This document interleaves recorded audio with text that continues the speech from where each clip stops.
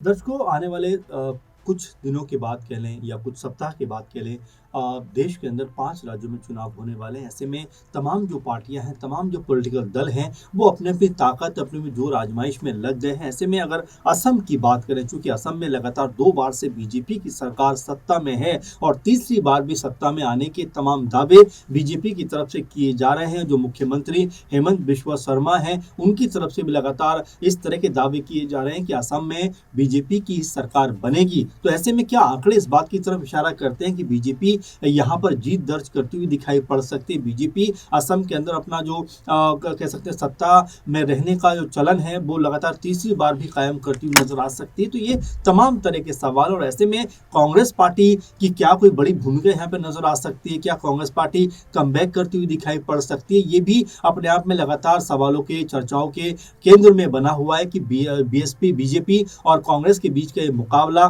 जिस तरह से होने वाला है, उसमें आखिर जीत किसको मिलती हुई दिखाई पड़ सकती है? कौन यहाँ पर विजेता घोषित होने वाला है? क्योंकि 4 मई को यहाँ पर फैसले आ जाएंगे। निर्णय जो निर्णायक वो कह सकते हैं कि भूमिका रही जो जनता की, वो अपना निर्णय यहाँ पर देती हुई नजर आएगी और 4 मई को इसका खुलासा भी हो जाएगा। 9 अप्रैल को असम के अंदर चुनाव हैं। ऐसे में तमाम जो दल हैं, तमाम जो कह सकते हैं गठबंधन है, वो यहाँ पर अंतिम रूप लेते हुए नजर आते हैं। लेकिन ऐसे में कांग्रेस पार्टी के लिहाज से अगर शुरुआत करें तो कांग्रेस पार्टी के लिए असम चुनावों में जाना उतना आसान दिखाई पड़ता नहीं है, क्योंकि अगर आप देखेंगे जो खबरें सामने आ रही हैं कि असम की जो राजनीति है, वहाँ पर कांग्रेस पार्टी को अब तक अगर कहें तो काफ़ी अच्छा यहाँ पर समर्थन भी मिला था, क्योंकि कांग्रेस और एआईयूडीएफ की जो गठबंधन थी, उसकी उन गठबंधन को पिछली बार लगभग 50 के आसपास सीटें मिली थी। लेकिन इस दफ़ा दोनों अलग अलग होकर चुनाव लड़ते हुए दिखाई पड़ रहे हैं। ऐसे में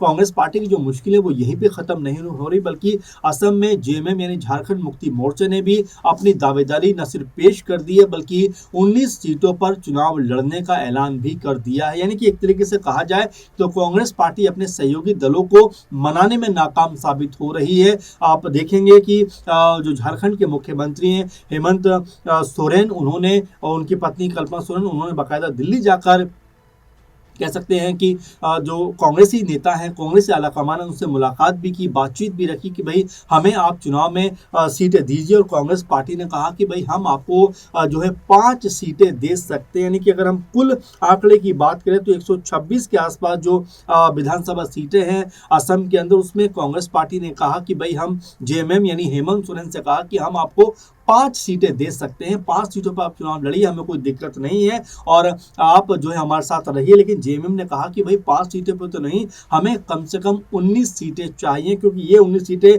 इसलिए चाहिए क्योंकि यहाँ पर अनुसूचित जनजाति के लिए 19 सीटें आरक्षित हैं। तो ऐसे में जो अनुसूचित जनजाति के लिए 19 सीटें आरक्षित हैं, उन सभी पे हम अपने प्रत्याशी उतारना चाहते हैं। लेकिन कांग्रेस पार्टी ने कहा कि भाई ऐसा हम नहीं कर सकते, हम 19 सीटें आपको नहीं देंगे, हद से हद हम आपको 7 सीटें देंगे। इसी बात से खफा होकर हेमंत सोरेन ने, उनकी पार्टी ने असम के अंदर चुनाव लड़ने का फैसला किया है। और जो ये अनुसूचित जनजातियों की जो आरक्षित सीटें हैं, उनकी उन तमाम 19 सीटों के ऊपर अपने प्रत्याशी न सिर्फ उतारने का ऐलान कर दिया, बल्कि असम चुनाव में उन्हें अपने ही चुनाव चिन्ह पर चुनाव लड़ने का भी जो है मंजूरी मिल गई। तो ऐसे में हेमंत सोरेन के लिए असम चुनाव एक बड़ा कह सकते हैं अपनी पार्टी को बढ़ाने का कह सकते हैं कि एक मौका हो सकता है। और क्या इस मौके पर वो खरा उतर पाएंगे, ये आने वाले कह सकते हैं 4 मई को पता लगेगा। लेकिन जिस तरह से हम शुरुआत में बात कर रहे थे कि कांग्रेस पार्टी के लिए ये डबल झटका कहीं ना कहीं दिखाई पड़ता है कि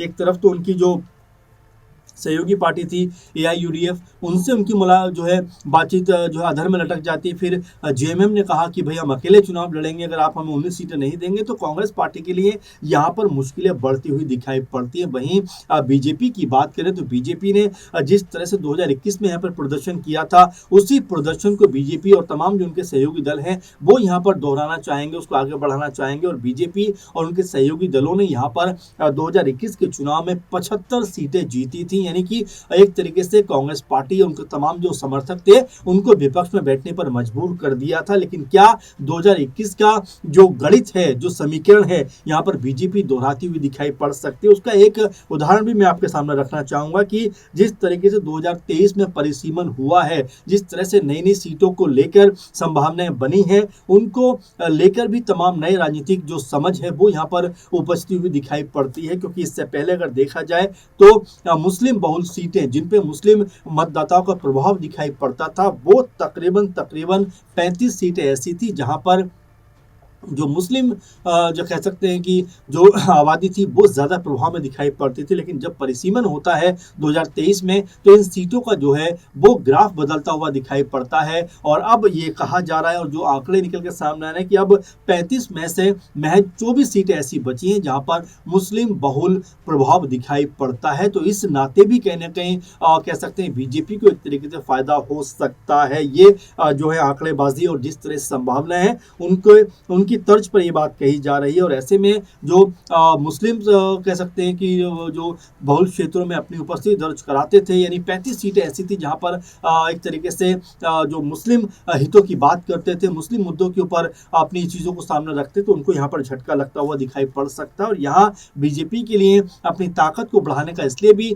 कह सकते हैं कि ज़्यादा सुनहरा अवसर है कि तीसरी बार अगर वो सत्ता में आते, जैसा वो लगातार सवाल भी उठा रहे हैं कि घुसपैठ और जो घुसपैठिए बैठे हुए हैं उनको राज्य से बाहर कर देंगे, ये एक बार फिर कमिटमेंट जो है वो बीजेपी की तरफ से किया जा रहा है। अमित शाह जो गृह मंत्री हैं, चाणक्य हैं बीजेपी के, वो असम पहुंचते हैं, वो तमाम बातों को रखते हुए दिखाई पड़ते हैं। तो एक तरीके से कह सकते हैं कि बीजेपी अभी भी असम को जीतने के लिए पूरी तरह से अपनी तैयारियों में न सिर्फ मगन है बल्कि तमाम लोगों के बीच में संदेश भी दे रही है कि अगर बीजेपी है तभी ये चीजें मुमकिन हो सकती हैं। तो ऐसे में क्या तीसरी बार भी जो जनता है बीजेपी को चुनना चाहेगी या एंटी इनकमेंसी की वजह से बीजेपी के लिए इस बार सत्ता बचाना आसान नहीं होगा? ये तमाम तरीके के आंकड़े हैं। क्योंकि आपने देखा कि हेमंत बिस्वा शर्मा जो मुख्यमंत्री हैं असम के, लगातार दूसरी बार मुख्यमंत्री है इस बार, और अगर चुनाव जीतते हैं तो तीसरी बार बीजेपी के हो सकता है मुख्यमंत्री बन जाए। लेकिन उनके जो बयान है वो काफ़ी चर्चाओं में रहे। आपने देखा कि किस तरह से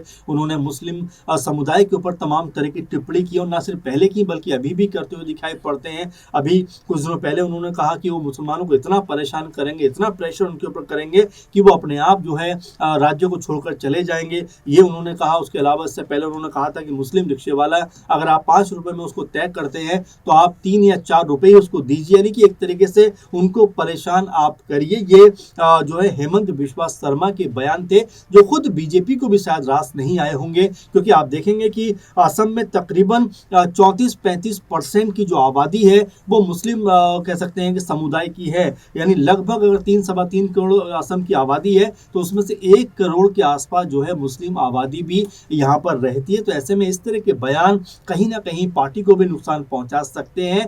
अब इसकी लीपापोती भी की जा रही है, इसके ऊपर जो हेमंत बिस्वा शर्मा बातचीत भी कर रहे हैं कि भाई मेरा कहने का मतलब ये नहीं था, मेरा कहने का मतलब ये था कि जो घुसपैठी आ गए हैं उनको यहाँ से बाहर जाना पड़ेगा, जो स्थानीय मुस्लिम है उनसे हमारा कोई बैर नहीं है, और इस तरह की तमाम बातें कर रहे हैं। लेकिन देखिए एक बार जब तीर कमान से निकल जाता है तो उसको अगर वापस लौटाना चाहें तो वो नहीं लौटता। इसलिए कहते हैं कि कोई भी शब्द को आप बहुत नाप तोल कर बोलिए, और ये कहीं ना कहीं परेशानी का सबब बीजेपी के लिए एक तरह से बनता हुआ दिखाई पड़ सकता है। क्योंकि कांग्रेस पार्टी अब जब प्रचार शुरू करेगी तो कहीं ना कहीं इन मुद्दों पे ज़रूर कह सकते हैं कि जो बयान है वो देते हुए नजर आएंगे, भाषण है वो होते हुए नजर आएंगे। क्योंकि अब लगातार, क्योंकि आज आई थिंक 23 मार्च को आखिरी दिन है नामांकन का, तो अब इसके बाद जो है प्रचार प्रसार का सिलसिला अब ये असम में शुरू होता हुआ दिखाई पड़ेगा। तो फिलहाल हम आपके सामने सवाल छोड़े जा रहे हैं कि 126 जो सीटें हैं असम की, उसमें से बहुमत का आंकड़ा आखिर कौन सी पार्टी पार करती हुई दिखाई पड़ेगी?